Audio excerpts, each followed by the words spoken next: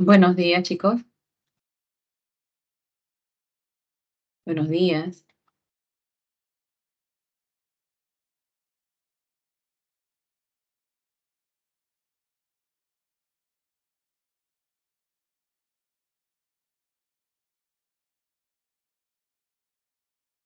Buenos días con todos.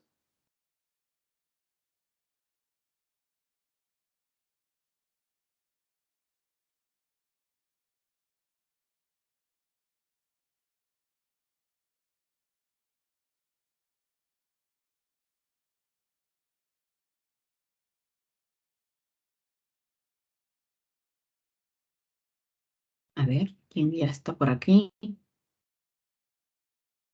Buenos días, Clarisa, ¿cómo estás?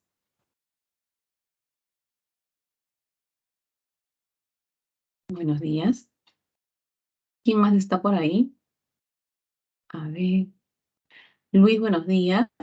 María Gracia, Freddy, Daniel, Clarisa, ya saludé. Buenos días, chicos. Ya está. Voy a iniciar. Clarisa, ¿qué semana vamos a trabajar? Nos toca semana 8, ¿sí? Nos toca semana 8. Texto científico. Quiero ver el chat. Sí, semana 8. Les comunicó el tutor que, ¿se acuerdan el lunes pasado? Tenía yo dificultades con la luz, y hubo apagón. Entonces, hoy vamos a recuperar una horita.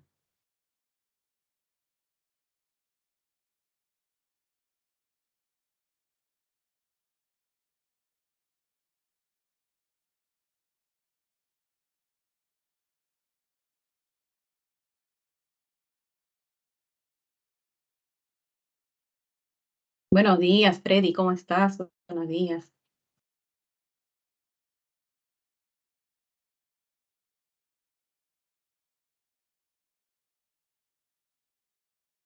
¿Mm? ¿Cómo están? Ya. Hoy tenemos que recuperar, si no me equivoco y me corrige el tutor, de 3 a 4. Es ahorita que quedó de la semana 7. ¿Ya? Pero hoy, ya lunes 27, tendremos que trabajar semana 8. Y lo del inconveniente que hubo lo trabajamos de 3 a 4. Así había quedado con el tutor. ¿Sí? Muy bien. Entonces, vamos a iniciar con la semana 8, el texto científico, ¿ya? Para poder terminar todos los ejercicios que están planteados. ¿Sí? O sea, ¿quiénes más han llegado? Ujú. Sebastián llegó Marx, y más llegó, poquitos. Sí, en estas últimas semanas se están conectando así poquitos. Ah, María Gracia, muy bien. Me ha dado su conformidad sobre la recuperación. Así de poquitos están llegando ya en estos días. ¿Sí?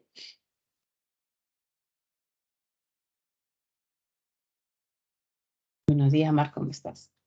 Bien, vamos a comenzar.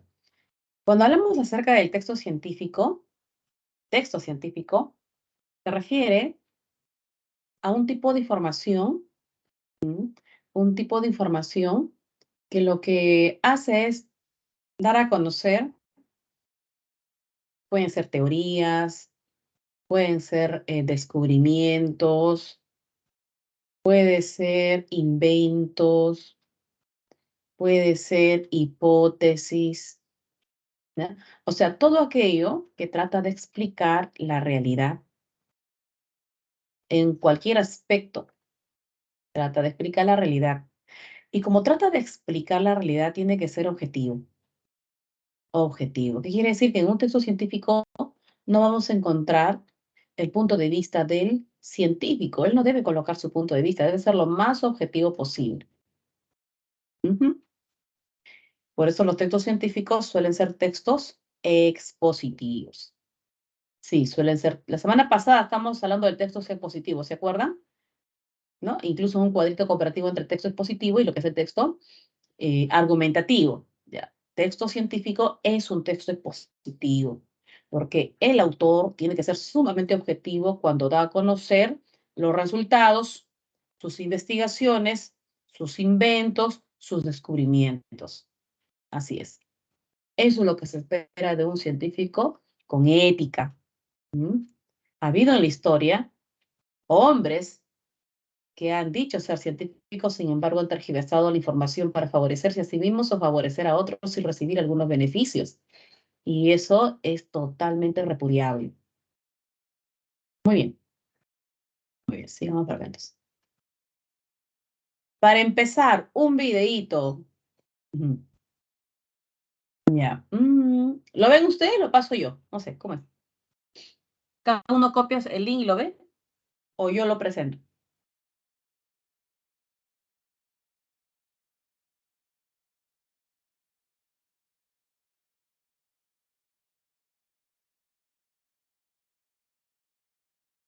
A ver, cada uno lo ve. Ahí está el link, lo puede copiar. O... Preséntelo usted, profesora.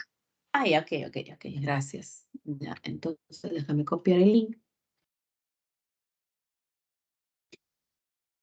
Yo lo presento ya. No lo voy a presentar.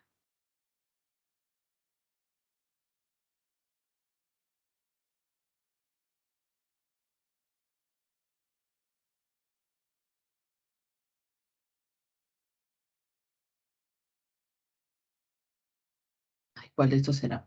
Porque le puse con los dos puntos. Igual. Ah, pero voy a... Un ratito. Voy a compartir con sonido, si no, no van a poder escuchar. Acá. Sonido del equipo. Ahora sí.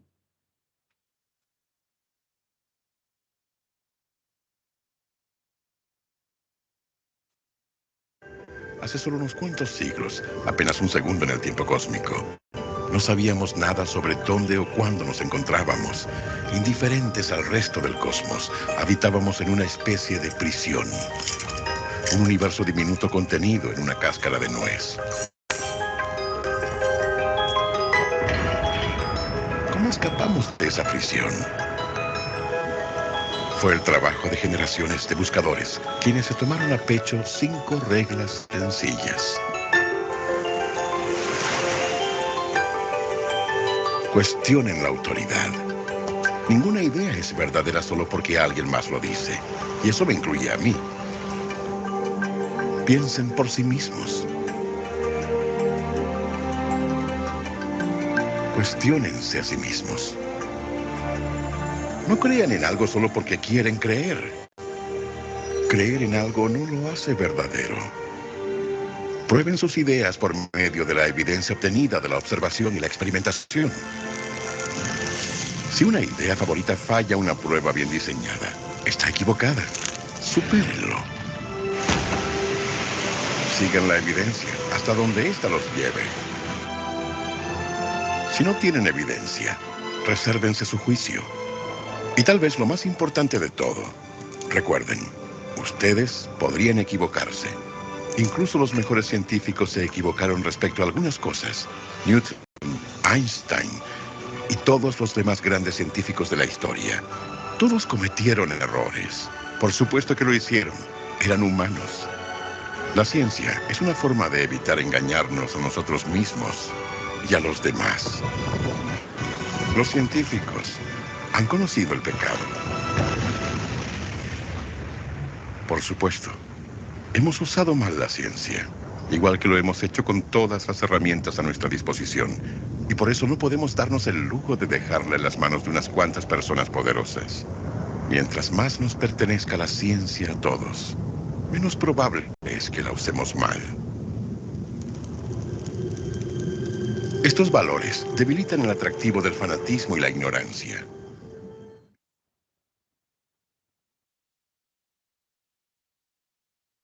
Muy bien.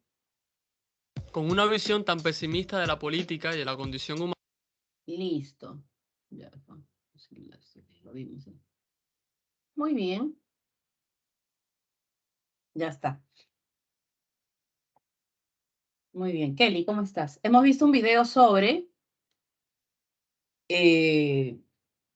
podría ser pues no solamente una definición de ciencia, sino también características, ¿no? ¿Qué es lo que busca? ¿Qué es lo que busca la ciencia?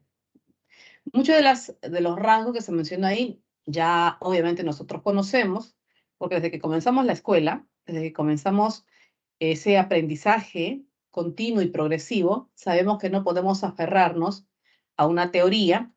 A través de la historia de la ciencia, hemos visto que muchas teorías que eran aceptadas en cierto momento han sido refutadas luego. Así es. Todo científico debe ser sumamente honesto, no manipular ni tergiversar sus resultados. Pero ha habido hombres que se han dejado llevar por intereses personales y han manipulado, sí lo ha habido. Así es. Y queda como una experiencia que no debe volver a repetirse. Utilizar la ciencia para intereses personales mezquinos es sumamente pernicioso para toda la humanidad. Mientras más personas estén involucrados en la ciencia, es mejor, porque cuando la ciencia solamente cae en manos de un grupito privilegiado, ahí está el riesgo, ahí está el problema. Así es, ¿no? Por eso nosotros, a través de la formación universitaria, hacemos ciencia y nos involucramos más en esta actividad. Así es, ¿no? Bien, el texto científico, lo mencionaba al inicio, presenta un desarrollo sistemático. ¿Qué quiere decir que sea sistemático? Quiere decir que sigue un patrón, sigue un orden. Está integrado por varios elementos. Así es. En el que se aportan pruebas y resultados obtenidos. Básicamente ello. Así es. Muy bien. Cada texto científico se ajusta al lenguaje de su propia disciplina. ¿A qué se refiere? Si es un texto sobre genética, vamos a encontrar tecnolecto, ¿no? O sea, palabras que se usan en esa área. Si es un texto sobre lingüística, encontraremos un lenguaje o vocabulario propio de la lingüística. ¿Eso hará imposible que podamos comprender? No lo es imposible. Miren, en los textos científicos que trabajamos para admisión o para ingreso directo, trabajamos básicamente los textos de divulgación científica.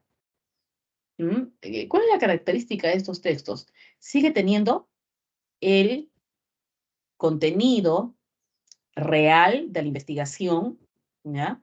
No se cambia nada, pero lo que se hace es si se usan tecnicismos, esos tecnicismos o palabras especiales de esa disciplina aparecen explicados entre paréntesis. Sí, por ejemplo, ¿no? Digamos, si habla sobre el ADN, bueno, el ADN es muy conocido. Entonces, él se da la obligación de colocar ácido desoxirribonucleico, entre paréntesis lo coloca. ¿Por qué? Porque los textos de divulgación científica va dirigido al público en general, no especialistas. Entonces, por lo general, por eso vuelvo a repetir, no es necesario ser un genetista para entender un texto sobre genética, no es necesario ser lingüista para entender un texto sobre lingüística cuando son de divulgación científica. En cambio, cuando son textos científicos especializados, ahí sí se nos va a hacer un poco más complicado porque los tecnicismos o las palabras especializadas de la disciplina no aparecen explicados. Es como decir, un genetista va a redactar un informe para su colega genetista. Entonces, ambos obviamente tienen que manejar el vocabulario. Obvio, ¿no? Son del misma área. Muy bien. Sigamos para acá. ¿Qué más decía? ¿Qué más decía? Si bien cada texto científico se ajusta al lenguaje de su propia disciplina, todos ellos, o sea, todos estos textos científicos, todos ellos emplean un orden expositivo, expresan coherencia y exponen argumentos para esclarecer al lector su propósito. Ahora, como dice que argumentos, no vayamos a pensar, uy, entonces va a plantear su punto de vista. No, hay argumento se entiende como cuáles son, digamos, pues, las justificaciones, cuáles son las explicaciones de esto que se está analizando, de esto que se está informando. ¿Por qué? Porque lo que busca es esclarecer al lector, ¿no? Por ejemplo, quiere dar a conocer, pues, que de repente los agujeros negros no son negros, porque hay como una luminosidad, ¿no? ¿De dónde sale la luminosidad? Entonces va a usar argumentos para poder explicar al lector por qué su título en esta noticia científica es que los agujeros negros no son negros, ¿no? Entonces, a ver, hay explicación, ¿por qué? ¿Por qué se da como una luz, por qué se da como una luminosidad? ¿A qué se debe, no?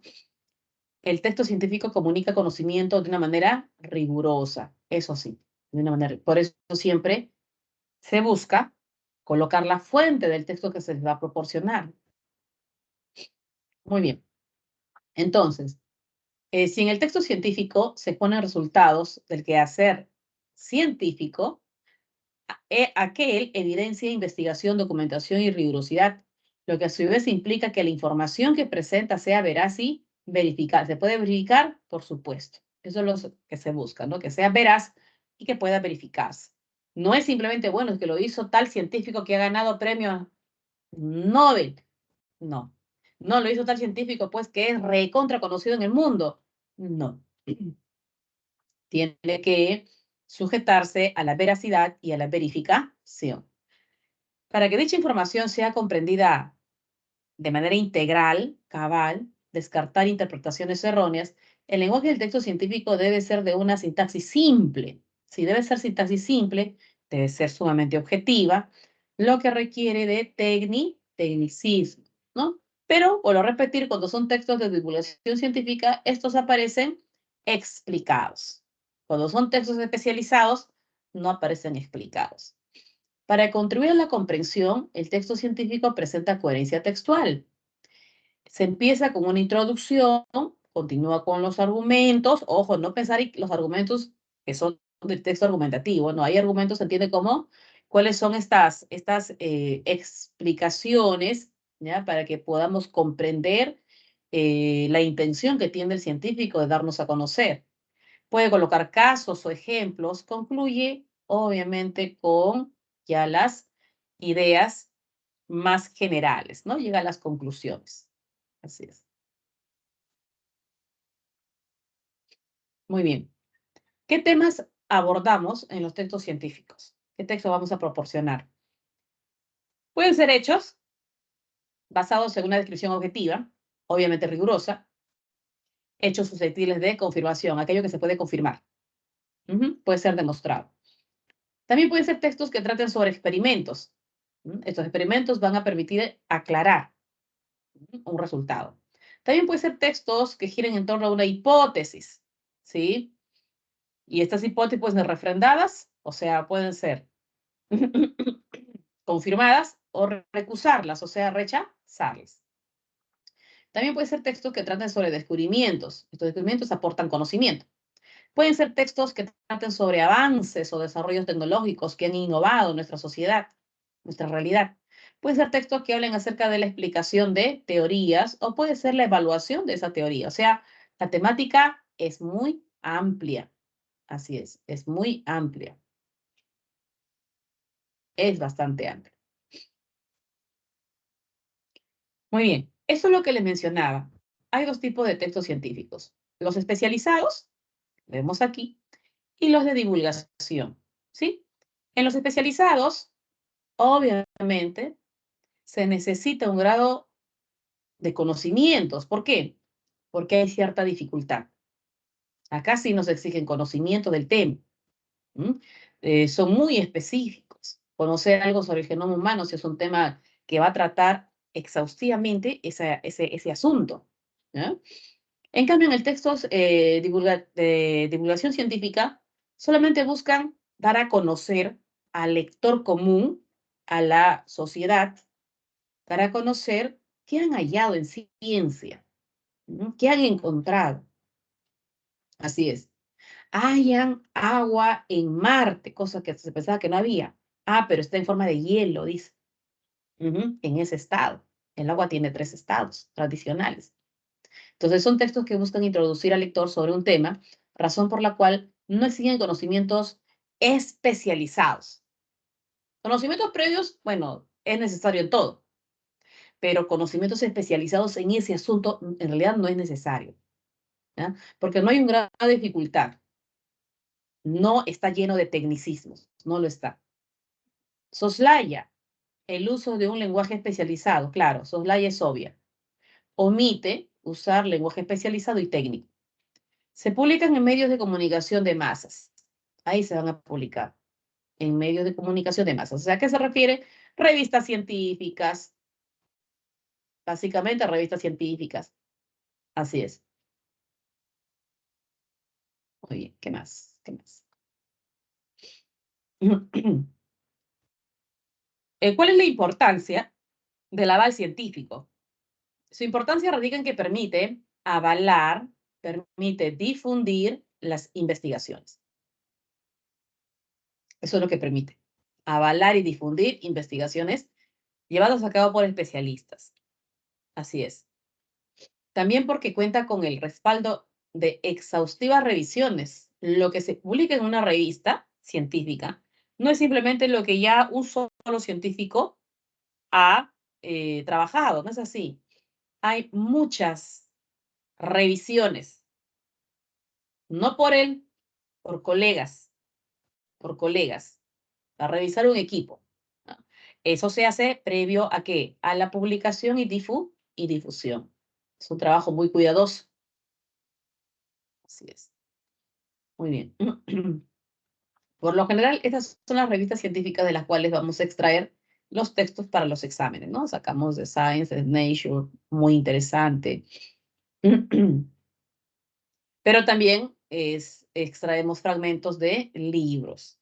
Sí, también. Los textos seleccionados por el Centro PRE son textos de divulgación científica, y ya les decía, que buscan, sin perder la exactitud de la información, acercar al lector novel, principiante, a textos de alto nivel académico. Así es. Y a involucrarlos en ese tipo de información. Vamos a ver. Primera actividad, leamos este texto para responder algunas preguntas, ¿sí? 3 minutitos, creo. Son 8:23. 8:26.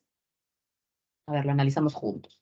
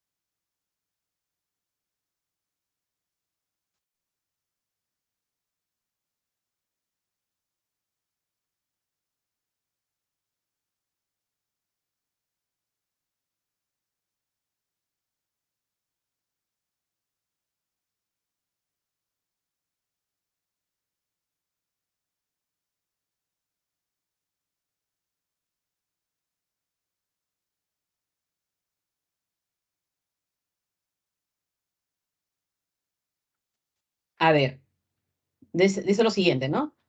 Vamos a borrar esto. Un equipo, dice así, un equipo de investigadores del Laboratorio de Física Aplicada de la Universidad Johns Hopkins en Laurel, Maryland, acaba de confirmar la presencia de un planeta que gira en torno a otra estrella. Sin embargo, lo especial del hallazgo en esta ocasión radica en que se trata del primer exoplaneta. Yo subrayaría esto, me parece que esto es la noticia. No sé qué dicen ustedes. Yo estoy leyendo y me parece que esta es la noticia. Que han hallado, ¿ya? Al primer exoplaneta, y esto ha sido descubierto por el telescopio James Webb de la NASA. Me parece que esto es la noticia, ¿no? El equipo dirigido por Kevin Stevenson y Jacob Lusing eligió observar este objetivo, conocido previamente como LHS 475b, con el James Webb, que viene a ser ¿quién? ¿Quién era? El telescopio, ¿no? Después de revisar cuidadosamente los datos del satélite de sondeo de exoplanetas de tránsito de la NASA, los cuales insinuaban la existencia del mismo. Bueno, acá simplemente nos explica de qué manera se llevó a cabo este descubrimiento. ¿De qué manera se llevó a cabo este descubrimiento? ¿Sí? El tema gira en torno al hallazgo del primer exoplaneta y este ha sido descubierto por el telescopio James Webb. Lo encontré aquí. Aquí estaba lo más importante. Así es. Y indicando eso, entonces ahora sí puedo responder a esta pregunta. El tema central del texto trata ¿sobre qué tratará? ¿Mm? La A.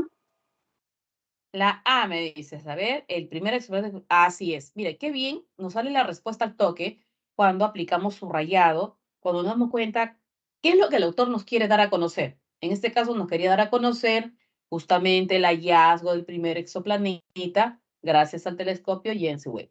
¿Qué si en la B? Investigación astronómica de la universidad, eso está recontra alejado, ¿te das cuenta?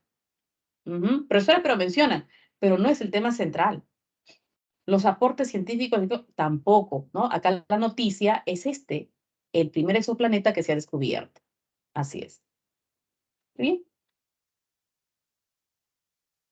Ahora, vamos con el texto en inglés. En este caso hay que darle unos 5 minutitos, un poquito más complejo. Luego lo releemos todos.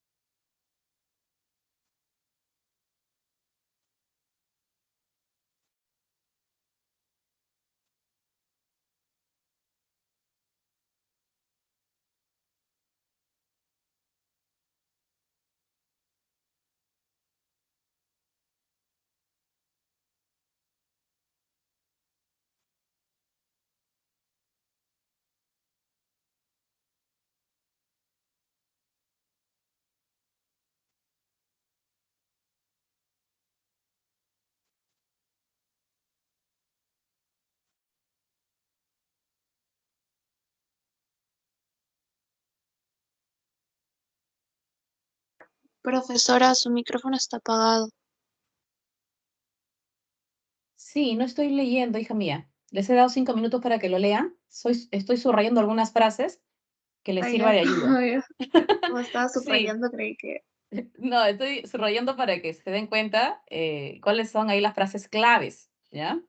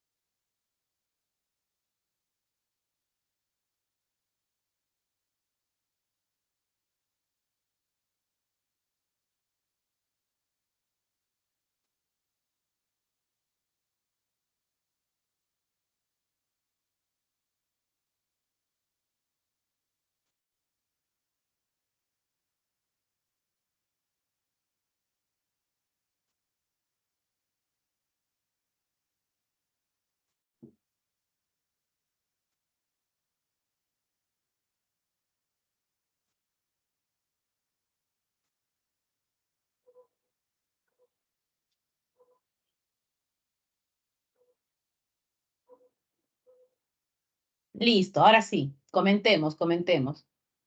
Ya. Primero, cuando les había subrayado esta frase teoría de la relatividad, ¿no? Cuando la teoría de la relatividad aparece, ¿no? ¿Cuándo aparece? Eso corresponde al siglo XX, ¿verdad? En los inicios de los 1900, siglo XX, ¿no? ¿Qué pasaba? ¿Qué ocurría? ¿Mm? ¿Qué pasa cuando aparece la teoría de la relatividad? Es como si ésta le hubiese inyectado, ¿no? 100 años de velocidad a la ciencia. Los físicos van a tener una nueva forma de explicar el espacio y tiempo. ¿Mm? O sea, la trascendencia de esta teoría su trascendencia es pues enorme, ¿no? Así es. Muy bien, ¿qué más? ¿Qué más? Aparte de que esta teoría prácticamente le inyecta como cientos, ¿no? de años a la ciencia y hace que los físicos tengan una nueva forma de comprender lo que viene a ser el espacio y tiempo. ¿Qué más? ¿Qué más nos dice? Algo muy importante. ¿Mm? Para Newton, ¿cómo era el espacio y tiempo? Para Newton, ¿cómo era ese espacio y tiempo? Proviene de la relatividad. ¿Proviene? Acá lo ¿Eran dice, mira. fijos? Ah, muy bien, eran fijos. Acá lo dice, mira, acá dice Newton, ¿no? Para Newton, el espacio y tiempo eran como qué, como algo fijo, ¿no? Pero, ahí está el pero, en esta nueva digamos, pues imagen que provee la teoría de la relatividad, ¿qué pasa? Es maleable. No es algo fijo, no, es algo cambiante, es algo maleable. Bueno, entonces, lo que propone la teoría de la relatividad es totalmente opuesto a lo que proponía Newton, ¿sí? Pero acá no dice, pero, ¿qué es? ¿Qué es esa teoría de la relatividad general? ¿Qué cosa es? Esencialmente, ¿qué es? Si quisiéramos tener así una, digamos, pues, una explicación bastante sencilla. ¿Qué dice el autor? Esencialmente, ¿qué es? Es la teoría de la gravedad. Eso es. Esta teoría general de la relatividad, esencialmente, es la teoría de la gravedad. Ujú. Es la teoría de la gravedad. Y en el último párrafo ya lo tengo que dar un ejemplo para poder comprender ello. ¿Cómo es el Sol? El Sol. Tiene poca masa, tiene enorme masa. Tiene mucha masa, es Enorme. masivo. Enorme, ¿no? Enorme, muchísima. Así es. Así es. Entonces, como tiene enorme masa, ¿qué ocasiona? ¿Qué ocasiona? ¿Qué hace? ¿Qué está haciendo el Sol? Distorsiona el espacio. Claro, no es como si lo distorsionara, es como si estuviese ocasionando comportamientos en otros elementos que tienen menos masa. Claro, tienes razón. ¿Mm? Como resultado, la Tierra, ¿qué pasa con la Tierra? Y otros planetas se mueven. ¿En qué se mueven? En órbitas alrededor de él. Claro, no es que es supermasivo, tiene mucha más. Como dijiste, ¿no? Va a ocasionar que el resto de elementos tengan un comportamiento en torno a él. Por eso la Tierra y otros planetas se mueven en órbitas alrededor de él, o sea, del Sol. Así es. Entonces, si nos preguntan, ¿cuál creen que es la intención principal del autor? ¿Cuál será su intención principal? ¿Mm?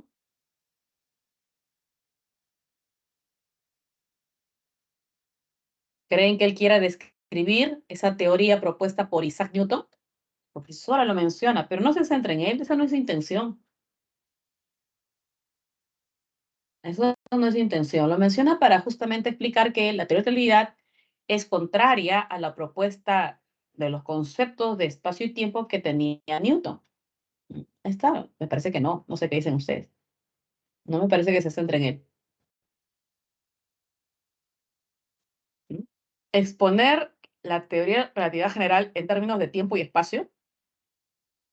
La A, profesora. Ajá, yo también creo que es la A. Explicar que la teoría general de la relatividad, ¿qué es, no? ¿Qué es? Explicar qué es la teoría general de relatividad. ¿Qué es? Esta. Que nos acaba de explicar qué es. En términos sencillos, es la teoría de la gravedad. Profesora, Sí, en un texto científico debemos localizar la idea principal, o sea, de qué nos está hablando. Y lo demás, por ejemplo, como Isaac Newton, que ahí te explica su teoría, vendrían a ser secundarios, ¿no? claro, tienes toda la razón, esas tendrían que ser las secundarias, ¿no? Entonces, lo que dices es muy cierto, siempre debemos identificar cuál es acá el eje temático. Entonces, cuando la teoría de la relatividad aparece, ¿no? En los inicios de los 1900, esto le da pues como una aceleración a la ciencia. Y luego por acá, ¿no? ¿Qué es? ¿Pero qué es la teoría de la relatividad? Ah, esencialmente es la teoría de la gravedad. Y luego me doy cuenta que el autor dice, por ejemplo, y acá nos da el ejemplo, ¿no? Del Sol, es sumamente masivo, tiene demasiada masa. Tener masa, ustedes lo han dicho, va a ocasionar cierta influencia en el comportamiento de los elementos que están a su alrededor. Como resultado, la Tierra y otros planetas se mueven en órbitas alrededor de él. Entonces, si yo me doy cuenta de lo que es subrayado, acá al autor le interesa explicarnos qué es la teoría de la relatividad. Profesor, en la alternativa estaba Newton. A Newton lo menciona justamente para explicar qué propone la teoría de la relatividad. ¿Qué propone? Propone pues que el tiempo y el espacio, ¿cómo son? Son maleables. Es un nuevo enfoque. Mientras que Newton proponía que el espacio y tiempo como eran algo fijo, inamovible.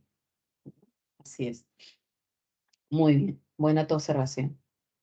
Sigamos por acá. Entonces, habíamos quedado en la A, ¿verdad? Solamente la A. Muy bien, ahora sí, nuestra separata. Separata.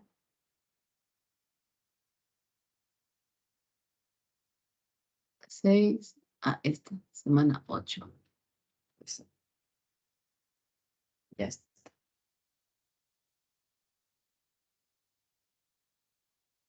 Esa es la que corresponde, ¿verdad? Sí. A ver, verifique, por favor. La tengo así sin rótulo, sin nada. Verifiquen que sea esta, por favor, dice semana 8, texto científico. El primer texto, bueno, Sí, la es teoría ya, profesora. sí es, ya, que excelente. La teoría ya la hemos explicado. Hemos hablado acerca de las características del texto científico, cuál es la finalidad. Vamos a trabajar el texto 1, que habla acerca de las mayores hazañas de la física en los últimos 2000 años. Está algo extenso, pero es justamente para poner en práctica nuestra comprensión lectora. Ahí está. Y luego vamos a responder cada una de las preguntas, ¿sí? Vamos a darle un tiempo para que ustedes lean y luego lo van a leer conmigo para responder la primera pregunta, ¿sí? Parece que ese texto trae 6 preguntas. Le damos unos 8 minutos, son 8:44, ya son 8:45. Entonces, 8:53, y ya debemos tener muy bien leído este texto, ¿ya?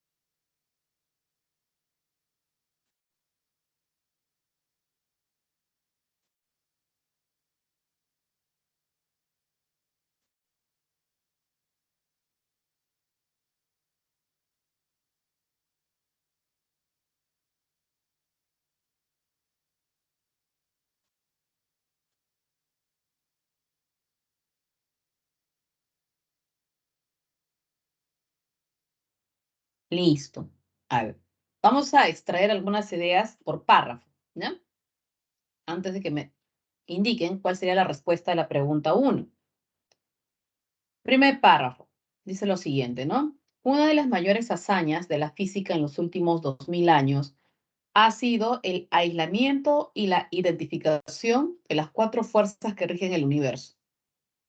Todas ellas pueden describirse en el lenguaje de los campos introducidos por Faraday. Por desgracia, ninguna de ellas tiene exactamente las propiedades de los campos de fuerza que se describen en la mayor parte de la literatura de la ciencia ficción. Acá, primer párrafo, el autor no va a desarrollar todavía la idea principal. Lo que hace es presentar, ¿no? Uno de los mayores logros en la física, si queremos reconocer los mayores logros en la física, ¿ya? En los últimos 2000 años, es que han identificado 4 fuerzas que gobiernan el universo. ¿Mm? Todas ellas pueden ser explicadas, ¿ah? Todas ellas son explicadas muy bien, pero ¿sabes qué? Ninguna de ellas tiene que ver ¿con qué? Con lo que hemos visto, hemos escuchado en la ciencia ficción. ¿A qué se refiere? ¿A cuál de esas fuerzas que siempre se da en la ciencia ficción? Esto de las propiedades de los campos de fuerza, ¿no? Muchas películas de ciencia ficción, de repente en la Marvel, ¿sí? Siempre se habla de no solamente los multiversos, sino también de los campos de fuerza. O en otro tipo de películas de ciencia ficción escuchamos siempre los campos de fuerza, ¿no? Ya. La física ya ha podido aislar, ha podido identificar 4 fuerzas que gobiernan el universo. Todas ellas muy bien explicadas. Por desgracia, ninguna de ellas tiene exactamente las propiedades de los campos de fuerza que tanto se aluden en la ciencia ficción. Y luego explica, ¿no? ¿Cuáles van a ser estas 4 fuerzas? La gravedad, que es la fuerza silenciosa, porque no se puede ver. Mantiene nuestros pies en el suelo, impide que la Tierra y las estrellas se desintegren y mantiene unidos al sistema solar y la galaxia. Sin la gravedad, la rotación de la Tierra nos haría salir despedidos del planeta hacia el espacio a una velocidad de 1.600 kilómetros por hora. El problema es que la gravedad tiene propiedades exactamente opuestas a los de los campos de fuerza que encontramos en la ciencia ficción. Es atractiva, no repulsiva. Es extremadamente débil y actúa a distancias astronómicas, ¿no? Acaba de explicarnos la gravedad, que no tendría pero ni un rasgo que pueda involucrarse con los campos de fuerza. Así es. Otra fuerza que también muy bien la física ha identificado y es el electromagnetismo. Es la fuerza que ilumina nuestras ciudades, los láser, la radio, televisión, los aparatos electrónicos modernos, internet, electricidad, entre otros. Son consecuencia de la fuerza electromagnética. Es quizá la fuerza más útil, ¿no? Dice que sería la fuerza más útil, que ha llegado a dominar a los seres humanos. A diferencia de la gravedad, esta puede ser tanto atractiva como repulsiva. La primera, la, eh, gravedad era atractiva, esta también puede ser repulsiva. Sin embargo, no es apropiada como un campo de fuerza. En primer lugar, puede neutralizar con facilidad. Los plásticos y otros aislantes, por ejemplo, pueden penetrar fácilmente en un potente campo eléctrico o magnético. En segundo lugar, el electromagnetismo actúa a distancias muy grandes y no pueden concentrarse fácilmente en un plano. Tampoco tendría que ver, ¿no? Muy bien. Otra fuerza.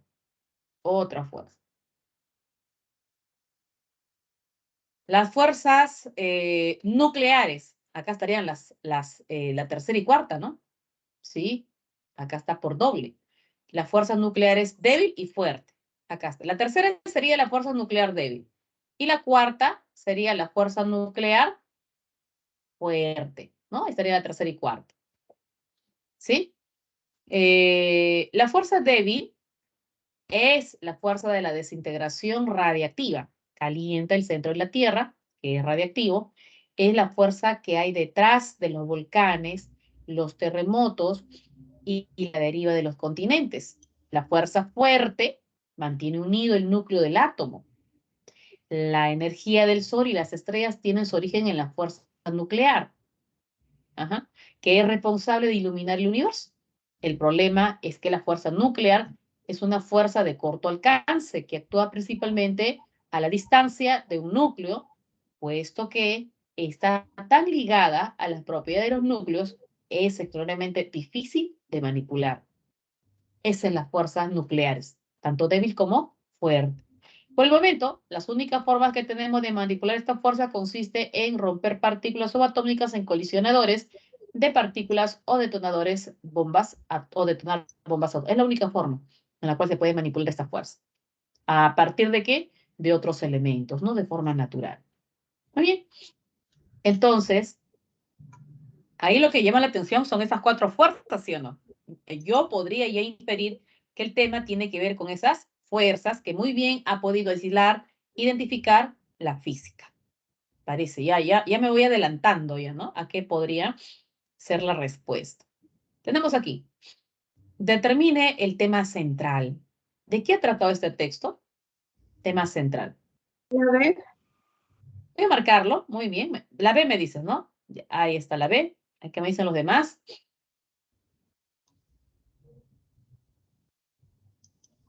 Pregunta 1.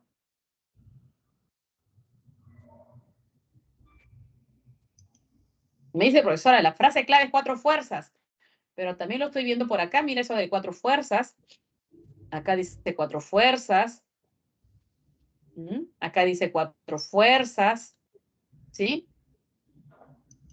Ya la D no habla de las 4 fuerzas. Ya, ahí ya, sospechoso.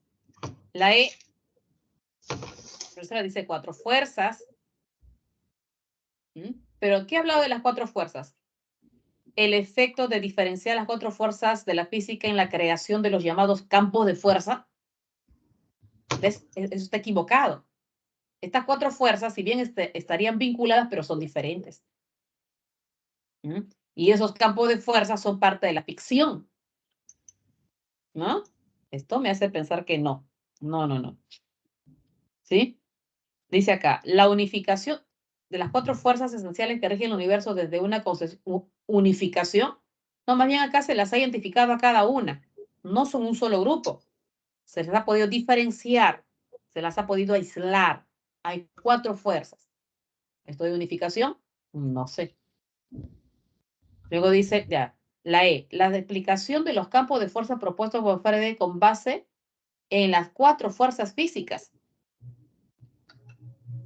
¿El autor se centra en la explicación de los campos de fuerza? No, porque esto es de qué? De la ciencia ficción. A nivel científico, la física ha podido aislar e identificar 4 fuerzas que gobiernan el universo. Voy a ver qué dice la B. Las 4 fuerzas físicas fundamentales y su desvinculación del concepto, de campo de fuerza. Así es. Desvinculación. Está bien, ¿ah? No sé, ¿alguien se opone? A ver, ¿alguien se opone? La B responde a lo que hemos leído. A ver, ¿quién más? ¿Quién más? Max, ¿estás de acuerdo que sea la B? ¿Estás de acuerdo o no? ¿Quién se opone? Freddy, ¿correcto la B? ¿Hay dudas?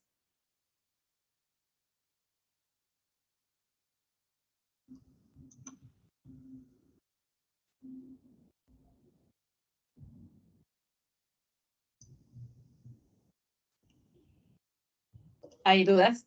Muy bien, me dice Xiomara, sí, estamos de acuerdo que sea la B, correcto. Hemos analizado muy bien. Sigamos por acá.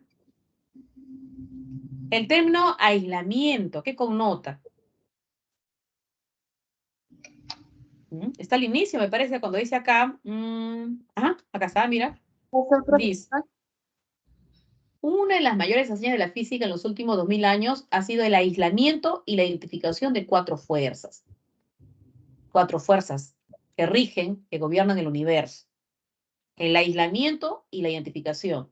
Aislar significa que no son lo mismo, ¿no? Yo entiendo eso. Lo aislado. ¿Esto es gravedad? Esto es electromagnetismo y estas son fuerzas nucleares débil y esta es la fuerza nuclear fuerte.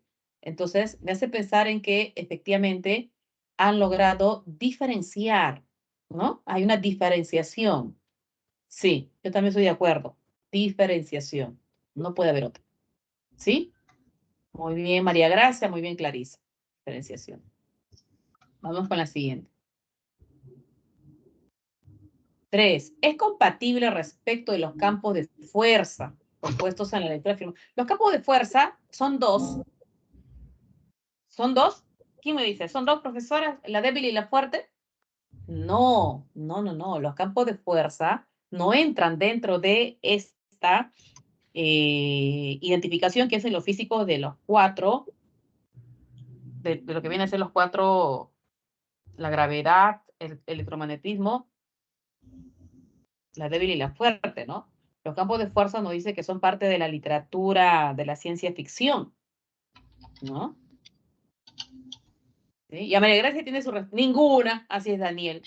Los campos de fuerza no es parte de la ciencia ficción, no está vinculada a ninguna de estas cuatro fuerzas que la física ha descubierto, ha explicado. Así es, tienes razón. Entonces me dice, es compatible respecto a los campos de fuerza. Recuerdo que esto el autor dice que esta es parte de la ciencia ficción, ¿ya? Que los físicos han hallado cuatro fuerzas que gobiernan el universo que no tienen nada que ver con esto. Entonces me dice, son diferentes a las cuatro fuerzas físicas medulares por su naturaleza. Así es, la A es compatible. Tienes razón, María Gracia. Me dice, ¿la B no puede ser? A ver, fueron predichos por Freud para materializarlos a partir de la gravedad. No, es que no puede ser a partir de la gravedad. ¿Sabe por qué? Porque estos son independientes, son diferentes. No es lo mismo hablar de las cuatro fuerzas, ¿ya? Ahora, estos campos de fuerza son parte de la ciencia ficción, no lo ha visto la física, ¿correcto? Luego dice, carecen de sustento empírico y por esta razón jamás serán inventados. Es un invento, la ciencia ficción. Los campos de fuerza es un invento de la ciencia ficción. Pero a nivel de la ciencia, la física no ha podido hallar esto. No. Carecen de sustento empírico. Tampoco es un invento. Es un invento. Estos se caracterizan por atraer cuerpos extraños a fin de desintegrarlos. Los campos de fuerza atraen. En el texto dice que la gravedad es opuesta a los campos de fuerza. La gravedad atrae. ¿Qué quiere decir? Que los campos de fuerza repelen. Entonces no podrían atraer. No. Son productos de la ciencia ficción. Bueno, sí, mira, acá ojo, la 3, son productos de la ciencia ficción. Uno dice, bueno, respuesta enano, espérate, que hay una coma. Pues los físicos lo han rechazado. Los físicos no abordan aquello que no corresponde a su área, ¿no? Ellos quieren explicar qué fuerzas gobiernan el universo y han encontrado 4. Respuesta correcta, amistad. Tienes razón. ¿Sí? ¿Estamos de acuerdo? ¿Solamente amistad?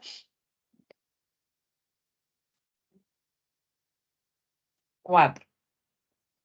Es consistente con el texto. O sea, otra compatible. Es consistente con el texto afirmar que los campos de fuerza tendrían que ser resistentes, además de enfocarse en objetos específicos. ¿Por qué? ¿Por qué tendrían que ser así? Estos llamados campos de fuerza. A partir de la característica que ha dado de cada una de las fuerzas que la física ha hallado, ha descubierto, ahí siempre, ¿no? Dan como una aclaración deslindando de los llamados campos de fuerza. Muy bien, María Grecia me dice que es la B. Ya, María Grecia, vamos a marcarlo.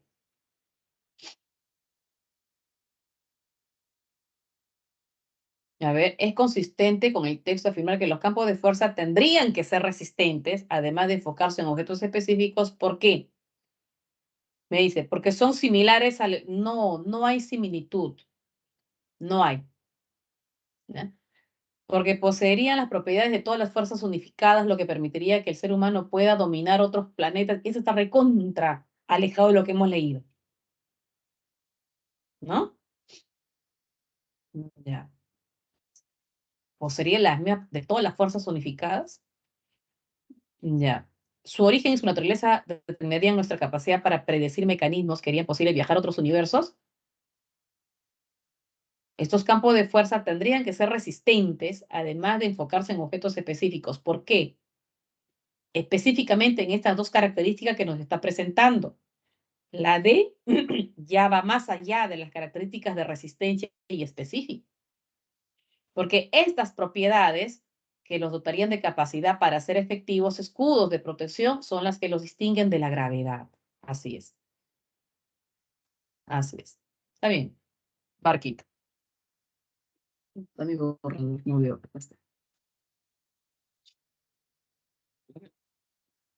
Siguiente. Sobre la segunda fuerza fundamental del universo se colige ¿qué? 5.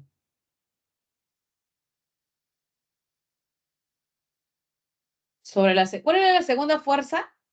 ¿Cuál era la segunda fuerza? ¿Cuál era? ¿Cuál era? Me dicen la de ella por acá. ¿Cuál era? Era gravedad, no, esa es la primera. La número 2, ¿cuál era?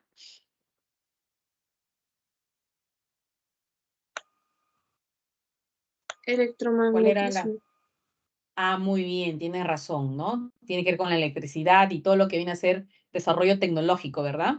Entonces, la segunda fuerza fundamental del universo, que es el electromagnetismo, se colige, se deduce, se infiere que esta está vinculada con las revoluciones tecnológicas en la historia del hombre. Eso podríamos.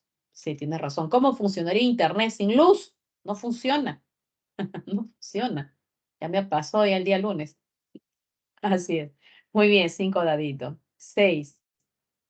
Si los campos de fuerza protegieran, diciendo distancias cósmicas, si estos campos de fuerza protegieran distancias cósmicas, ¿m? Una de las cuatro, ya, los campos de fuerza no están explicados por la física. No están explicados por la física. Son parte de la ciencia ficción. ¿Ya? Vamos a extrapolar. Y si los campos de fuerza, ¿ya?, protegiesen distancias cósmicas. Yo te pregunto, ¿cuál de las cuatro fuerzas que hemos explicado ahí, o que los físicos nos han explicado, tiene que ver con las distancias cósmicas? Busca eso en el texto. Recuerda siempre que la extrapolación es la que comienza con el sí. Claro, no se parecería a la gravedad. Vamos a validarlo. ¿Qué te parece? Vamos a ver. Entonces, cuando son extrapolación, tienes que buscar acá. A ver, ¿cuál de las cuatro tiene que ver con las distancias cósmicas? A ver, lo leo por acá rapidito. Impide que la Tierra mantiene distancias en la gravedad de la rotación. El problema es que la gravedad tiene propiedades exactamente opuestas a las de campos de fuerza que encontramos en la ciencia ficción. Es atractiva, no repulsiva. Es extremadamente débil y acá está. Actúa a distancias astronómicas. Actúa a distancias astronómicas. Ya me están colocando miren, lo que les he recomendado. Busquen. Nos han hablado de cuatro fuerzas. ¿Ya? Los campos de fuerza no están dentro de la física, son parte de la ciencia ficción. Acabo de encontrar, ¿ya?, distancias astronómicas. ¿Lo tiene quién? Lo tiene la gravedad. Eso es lo que tiene, ¿ya? Porque es la característica que se le está atribuyendo ¿a quién? A los campos de fuerza, ¿ya? Eso tienes que buscar siempre. Y ahora, fíjate acá, ¿ves? Esto de distancias cósmicas o distancias astronómicas, lo acabo de encontrar en el texto. ¿De quién es esta característica? De la gravedad. La gravedad, una de sus características es que actúa a distancias astronómicas. Dicho de otra manera, distancias cósmicas. Y si estos campos de fuerza que son parte de la ciencia ficción lograran proteger a distancias cósmicas, entonces carecería de poder atraer objetos. No podría atraer objetos, pero si la gravedad opera a distancias cósmicas, más bien yo creo que podría atraerlos, ¿sí o no? Mira, opera a distancias cósmicas. No, no puede ser respuesta a eso porque sería contrario a lo que se está hipotetizando. Veamos, ¿qué más? ¿Cuál podría ser? Esto de distancias cósmicas o astronómicas, eso es una característica de la gravedad. Lo acabo de ver. Y si los campos de fuerza protegiesen a distancias cósmicas, entonces, ¿sería similar al electromagnetismo? No, esa no es una característica del electromagnetismo. No lo es. La D. La D, la B podría unificarse con No, la dos B, de la las B. fuerzas. La D, deslindaría de la energía nuclear fuerte. Es que, mira, esto No, de B, distancia. dije. A la B, podría unificarse con dos de las fuerzas. ¿Con cuál fuerza podría unificarse? ¿Con qué fuerza podría unificarse? Podría hacerse uno solo. Es así como te dicen, mira. Bien. Te está diciendo que los campos de fuerza acá no tienen ninguna similitud con las cuatro fuerzas que la física ha podido explicar. Son fuerzas que gobiernan el universo, rigen el universo. ¿Está bien? Ya. Y ahora te dice, ¿y si los campos de fuerza tuviesen esa característica de operar a distancias cósmicas? La gravedad opera a distancias cósmicas. El electromagnetismo no. Las fuerzas nucleares tampoco. Pero si esto tuviese esta característica, entonces, ¿a quién se parecería? Se parecería a la fuerza de la gravedad. Así de sencillo es la extrapolación. ¿Ya? Así de sencillito es. No, no busquen otros aspectos. Cuando es extrapolación, la pregunta comienza con sí. Busquen el texto. ¿Ya? Los campos de fuerza no tienen similitud con ninguna de las cuatro fuerzas físicas que rigen el universo. No lo tienen. No hay. ¿Ya? Ahora, vamos a extrapolar. ¿Y si los campos de fuerza operasen a distancias astronómicas, a distancias cósmicas? Entonces, bueno, pues se parecería en algo a la fuerza de gravedad, porque la fuerza de gravedad opera a distancias astronómicas, a distancias cósmicas. Así es. ¿Sí? Ya está. Muy bien. Pasemos al texto 2. Texto 2 trae gráfico. Solamente es lectura. Vamos a ver. Ah, sí, solamente lectura. Sigamos con ciencia. Hoy todos nuestros textos giran en torno a ciencia. Texto 2 trae 5 preguntas. Igual, ¿ya? 8 minutitos para una lectura buena y luego sacamos ideas por párrafo para ir a las preguntas. Son 9 y 16 más 8 serían 9 y 27. Sí, ¿no? 26. No menos, 25. Ya está. Ahora sí.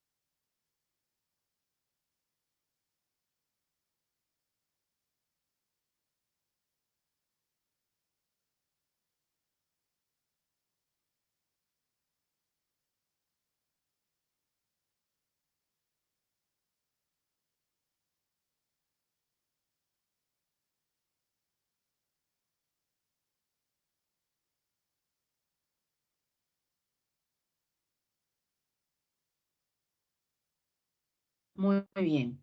Igual, ¿ya? Vamos a extraer ideas por párrafo para luego... Ah, ya me dio su respuesta.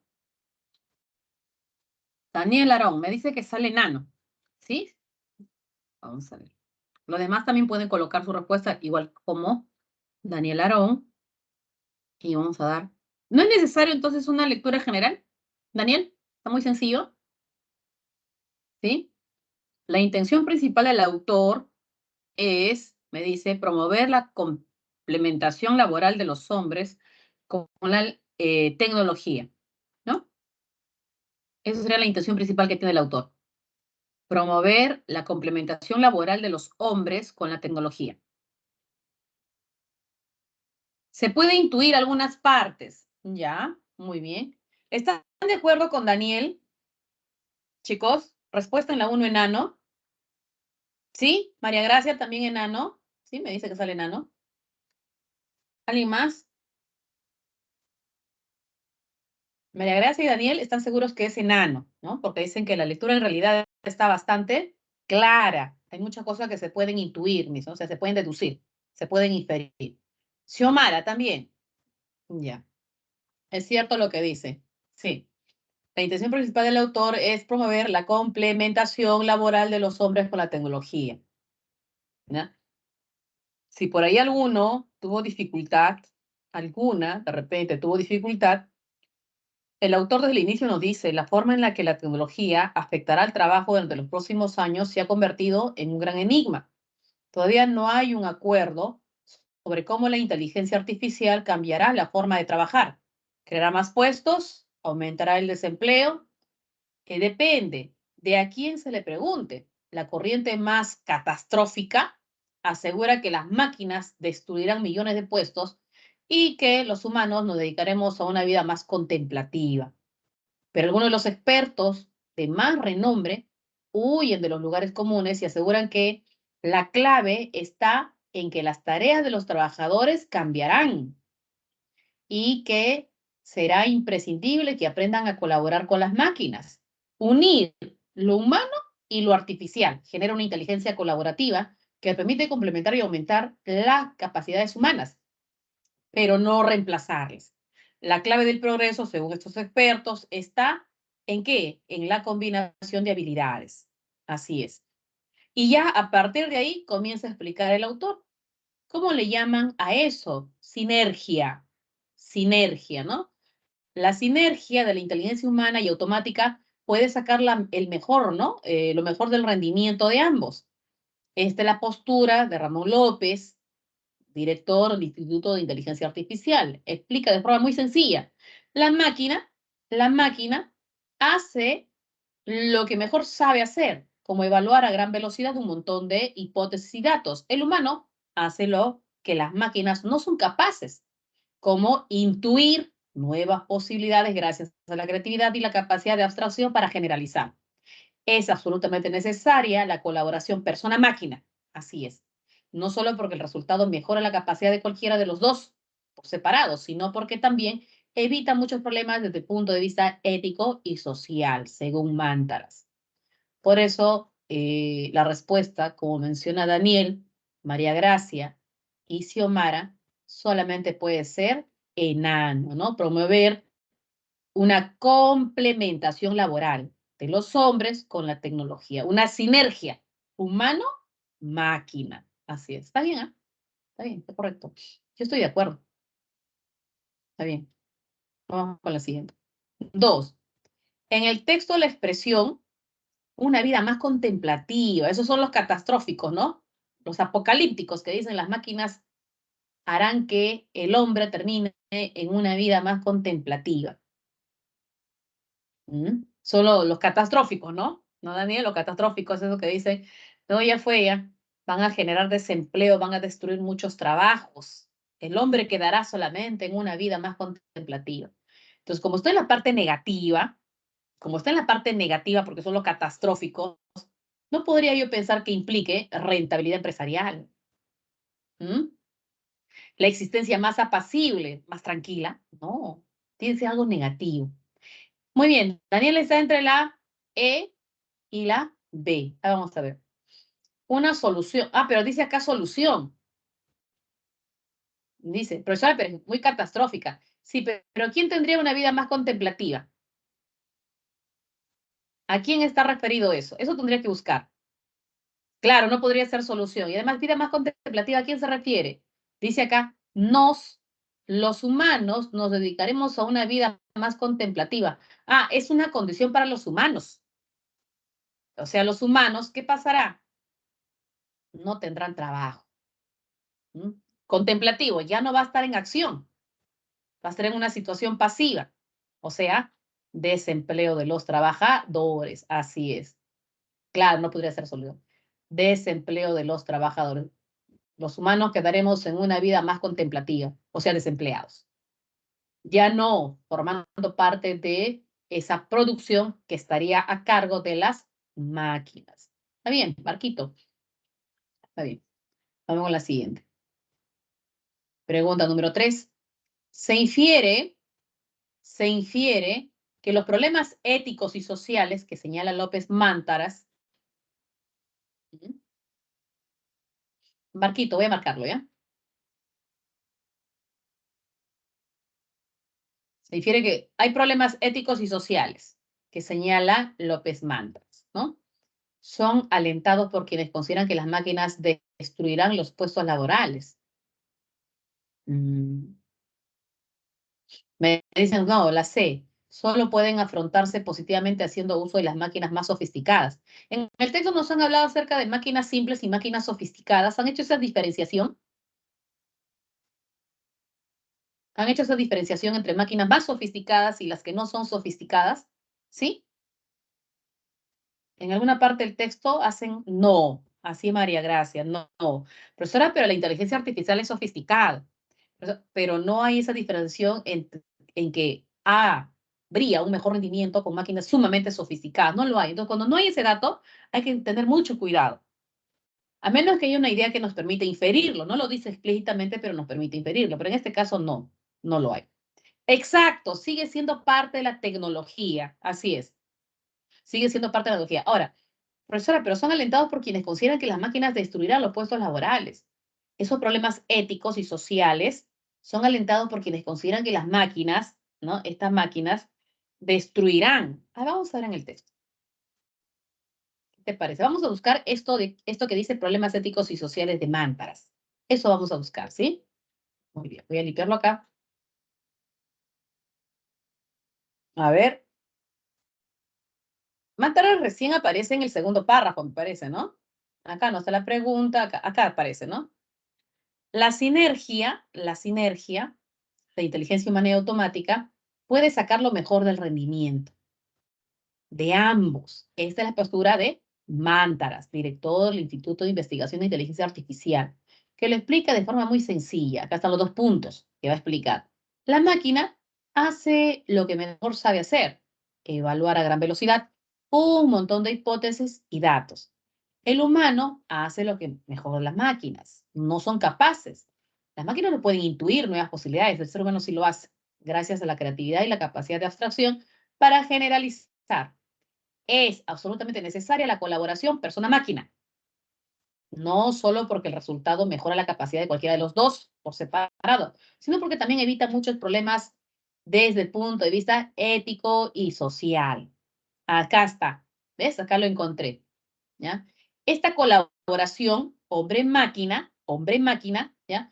Puede evitar problemas éticos y sociales. Eso es lo que va a poder evitar, problemas éticos y sociales. ¿Ya? ¿Qué quiere decir? ¿Qué quiere decir? Si se puede evitar problemas éticos sociales, quiere decir que es sumamente provechosa la sinergia o la colaboración de humano y tecnología. No solamente por el resultado que va a ser beneficioso, sino también por el ámbito ético y el ámbito social. El hombre no va a quedarse sin trabajo. Ahí está el aspecto social. El hombre está colaborando. La máquina está colaborando con el hombre. El aspecto ético, no se le está dando preferencia a las máquinas, porque en un trabajo colaborativo ambos tienen el mismo valor. Así es. Y en este caso, la máquina tendría una limitación. ¿Cuál es la limitación que tiene la máquina? Está limitada porque la máquina carece de creatividad. No puede innovar. No lo puede hacer. El ser humano sí, gracias a la abstracción. Entonces, eso ahora, una vez que he comprendido, me voy a la pregunta. ¿Sí? Y acá dice, se infiere que los problemas éticos y sociales que señala López Mántaras son alentados por quienes consideran que las máquinas destruirán los puestos laborales. ¿Mm? ¿Hay algún dato para poder? ¿Hay dato para poder? ¿Son alentados? ¿Hay algún dato en el texto que diga que los que piensan que las máquinas destruirán los puestos laborales, que son los catastróficos, ¿no? Está en el primer párrafo. Son los catastróficos. Hay dos posturas, dice acá. ¿No? Hay, ¿dónde está? La corriente más catastrófica, acá está la corriente catastrófica. Asegura que las máquinas destruirán millones de puestos y que los humanos nos dedicaremos a una vida más contemplativa. Dice inferir, claro, hay que sacar una conclusión, ¿no? Entonces, la corriente más catastrófica asegura que las máquinas destruirán millones de puestos y que los humanos nos dedicaremos a una vida más contemplativa. Destruirán. Pero algunos de los expertos de más renombre huyen de los lugares comunes y aseguran que la clave está en las tareas que trabajadores cambiarán, ¿no? Acá ya habla de los que tienen una visión colaborativa. ¿Ya? Entonces, de acá lo sacaste. Ya vamos a ver, no sé qué te parece.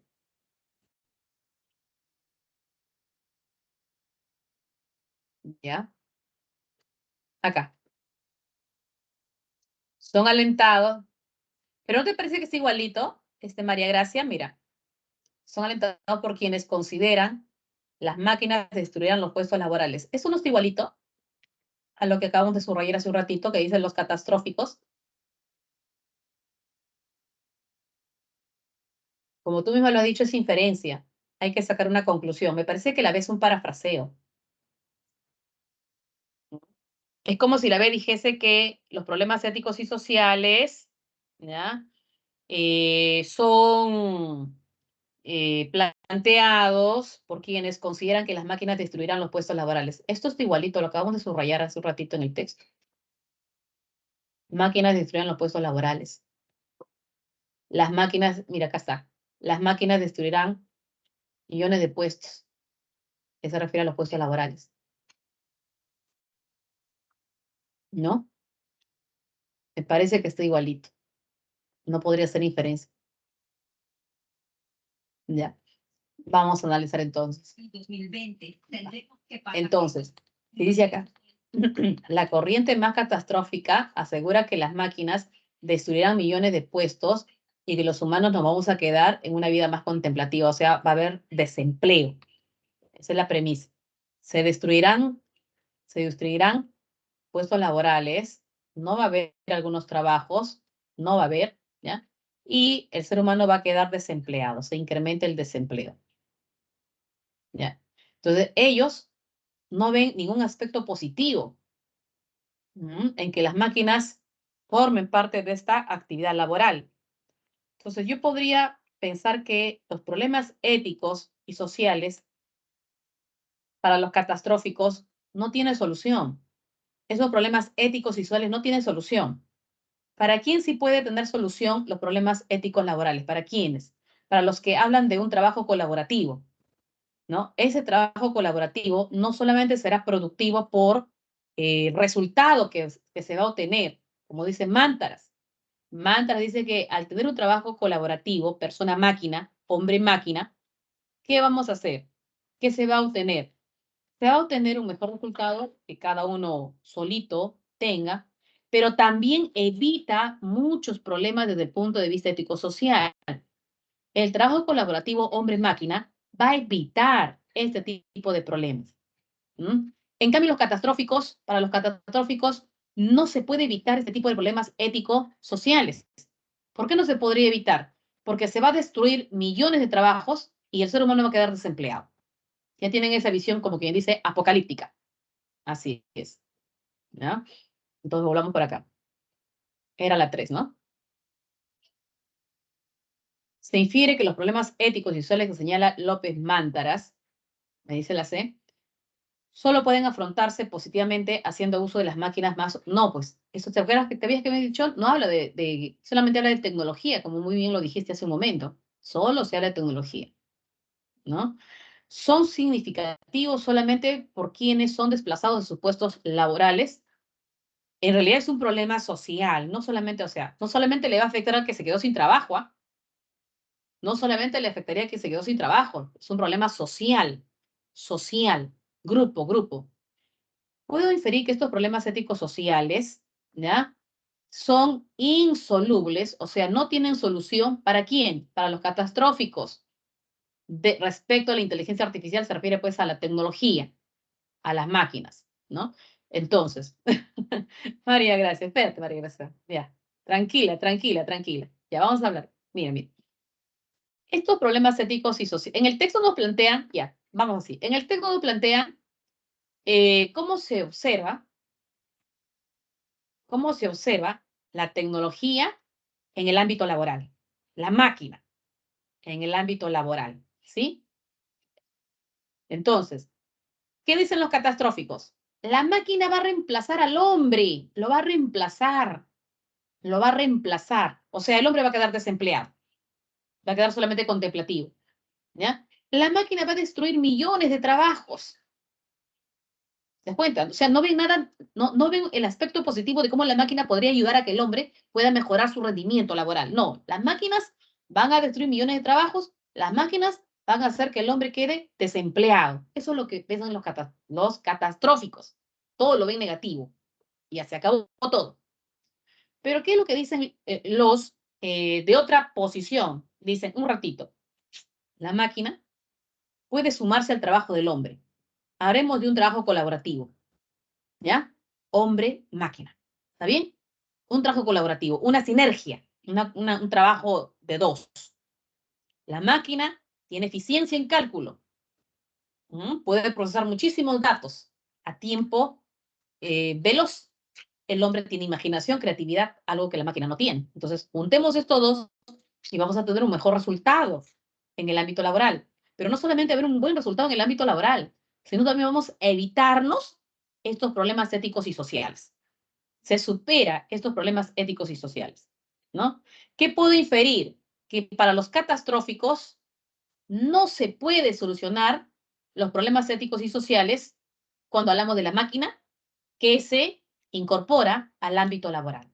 Porque es inferencia, tengo que relacionar datos, ¿ya? Entonces, yo puedo inferir que como los catastróficos dicen, va a desaparecer millones de trabajos, mucha gente va a quedar desempleada, puedo inferir que para los catastróficos estos problemas éticos y sociales no se pueden superar cuando las máquinas se incorporan al ámbito laboral. Y eso dice la A. Los problemas éticos y sociales que señala López Mántaras son insolubles. ¿Qué significa insoluble? Que no tiene solución. No tienen solución, según la corriente catastrófica, ¿respecto a qué? A la tecnología o la inteligencia artificial. Así es. 3, amistad. ¿Ahora se entendió, María Gracia? Sí, sí se entendió. Ya, muy bien. Vuelvo a repetir. La B no puede ser porque son alentados por quienes consideran. Eso está en el texto.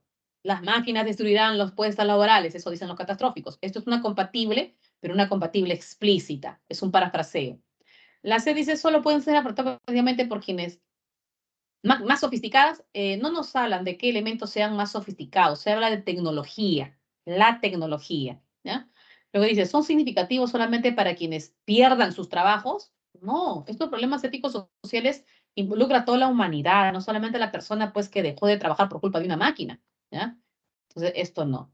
Implican mayor compromiso, sobre todo de quienes crean las máquinas más... Igual, ¿no? No es para quién creó, para quién inventó la máquina. Acá la relación es hombre-máquina en el ámbito laboral. ¿Qué dicen los catastróficos? Apocalipsis, se acabó. El hombre quedará sin trabajo, no habrá millones de trabajos, se van a acabar, porque la máquina va a reemplazar. Pero ¿qué dicen otros? No, vamos a hablar de un trabajo colaborativo, hombre-máquina, así es. No está hablando si es sofisticada o no sofisticada, máquina como tecnología, ¿sí? Muy bien, entonces tendríamos solamente amistad. Así es. 4. Es incompatible. Ahora si veamos lo falso con el texto, la inteligencia artificial, o sea, la tecnología, las máquinas. Es incompatible con el texto afirmar que la inteligencia artificial, dice acá la E, es el mejor medio para eliminar los problemas éticos de nuestro tiempo. Claro. Acá sí salió rapidito, ¿no? Como ya hemos... Ay, ya, por acá Daniel, está mareado. Ya, Daniel, vamos a ver. Me dice B o C. Dice incompatible, hijo. Incompatible o falso. Afirma que la inteligencia artificial genera temor. Pero eso es cierto. ¿Generan temor o no generan temor? En ciertos sectores laborales. ¿Genera o no genera temor? Profesora, pero dice que no desplieguen su creatividad. Claro, pues, pensar que la máquina nos va a reemplazar es aceptar que no tenemos creatividad. Tenemos un plus que la máquina. No tenemos por qué tener miedo a la máquina. La máquina me va a reemplazar. No, ¿por qué tenerle miedo a la máquina? Más bien es un trabajo máquina-hombre, ¿no? Porque el hombre tiene ¿qué cosa? Creatividad. Como estoy segura de que el ser humano es superior a la máquina porque tenemos creatividad, podemos abstraer, entonces, pues, ¿por qué tenerle miedo que la máquina nos va a reemplazar en el ámbito laboral? ¿Qué dice acá? Genera temor en ciertos sectores laborales que no despliegan su creatividad. Verdadero. Ellos están pensando que van a ser reemplazados. Por eso el temor. Según Daniel, revoluciona el tipo de tareas que generan en los hombres. ¿Dónde está Daniel Susskind? Acá. ¿Qué dice él? Es una forma sencilla de explicar que el volumen de trabajo es variable. No hay una cantidad de trabajo fijo que deba repartirse entre máquinas y humanos. Es una de la llegada de las máquinas hace que cambie el tipo y número de labores que tenemos que desempeñar y crea nuevas tareas. Pero está bien, ¿no? Eso es compatible. A ver. Parece que es compatible. No impide lo falso. Revoluciona, claro, va a revolucionar. Va a generar nuevas formas. La D y la C son compatibles. Me decía lo falso. Lo falso.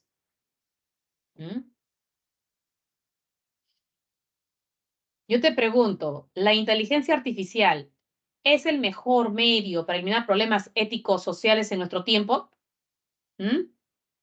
¿Solito? ¿Solito lo va? ¿Solito? No. Si solamente pensamos en las máquinas, tecnología o inteligencia artificial, eso genera los problemas. ¿Qué es lo que va a poder disminuir o hacer frente a los problemas éticos? Daniel, ¿solamente la inteligencia artificial? ¿Solamente las máquinas? ¿Las máquinas son el mejor medio para eliminar problemas éticos sociales? ¿Quién me dice? Le está faltando algo, ¿Quién me dice? Se lleva el 20 antes de receso. No solamente la inteligencia artificial, ahí le está faltando algo. La sinergia. ¿Sinergia entre qué? ¿Quién me dice? Para irnos contentos al receso. Los que son optimistas hablan de solamente la inteligencia artificial. ¿Más qué? Pues más qué, Daniel. Inteligencia artificial o tecnología más qué. Máquina más qué.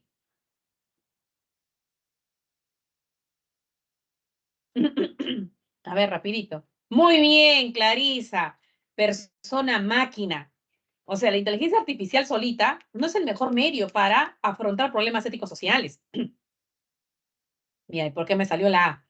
Incluso la más sofisticada carece de la capacidad de creación. Claro, no tiene esto. La creación y abstracción es una característica, ¿ya? Del ser humano.